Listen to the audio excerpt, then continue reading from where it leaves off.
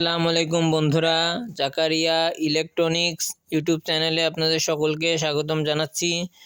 আজকে একটি রিক্সা চার্জার নিয়ে কথা বলবো।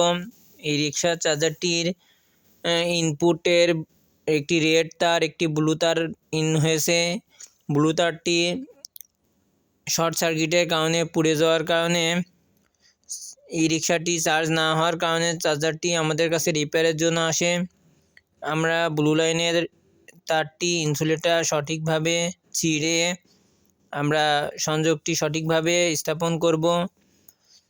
ব্লু লাইনের তারটি অবশ্যই বন্ধুরা লুজ কন্টাক্ট যেন না থাকে, এদিকে আপনারা খেয়াল রাখবেন এবং সঠিকভাবে তারটি প্লাস দিয়ে টাইট করে ইনসুলেটর পরিয়ে দিবেন।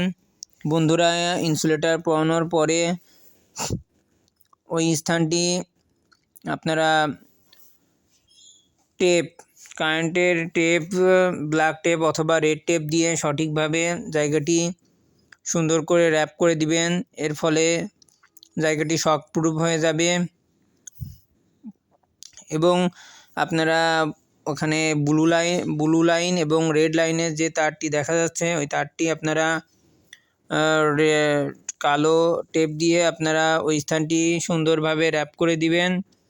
এর ফলে যখন চার্জারটি চালু হবে তখন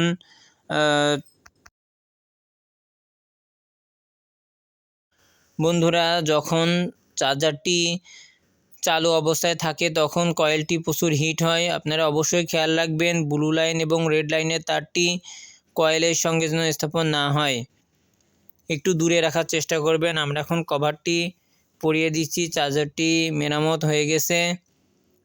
এখন আমরা চার্জারটির চারিপাশে যে স্থানে আপনার স্ক্রু লাগানো ছিল, এখন আমরা সঠিকভাবে সেই স্থানে স্ক্রুগুলো স্থাপন করছি।